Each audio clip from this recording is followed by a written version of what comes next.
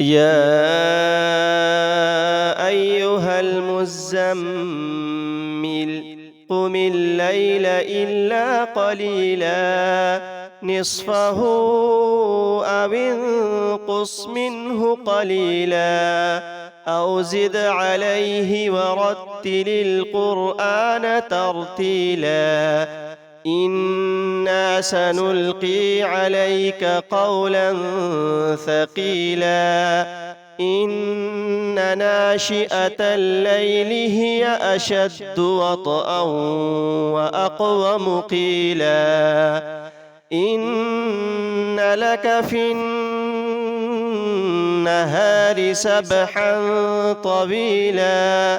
واذكر اسم ربك وتبتل إليه تبتيلا رب المشرق والمغرب لا إله إلا هو فاتخذه وكيلا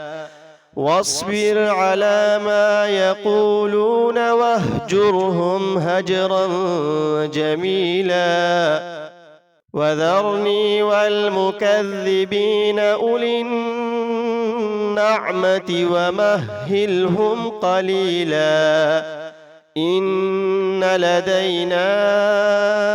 أنكالا وجحيما وطعاما ذا غصة وعذابا أليما يوم ترجف الأرض والجبال وكانت الجبال كثيبا مهيلا إنا أرسلنا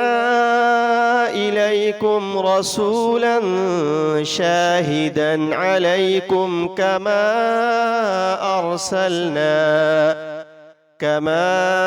أرسلنا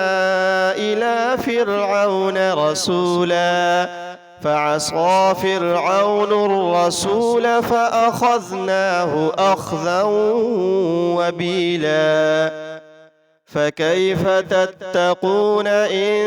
كفرتم يوما يجعل الولدان شيبا السماء منفطر به كان وعده مفعولا إن هذه تذكرة فمن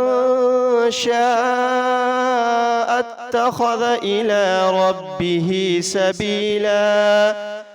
إن ربك يعلم أنك تقوم أدنى من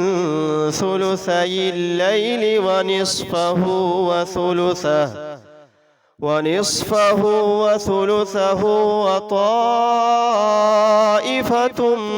من الذين معك والله يقدر الليل والنهار علم أن لن تحصوه فتاب عليكم فاقرؤوا ما تيسر من القرآن علم أن سيكون منكم مرضى وآخرون يضربون في الأرض يبتغون من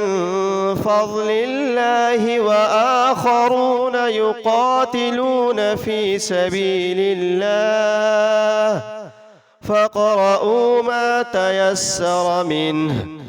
وأقيموا الصلاة وآتوا الزكاة وأقرضوا الله قرضا حسنا وما تقدموا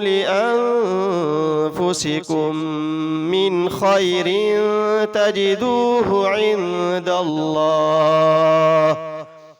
تجدوه عند الله هو خيرا وأعظم أجرا واستغفروا الله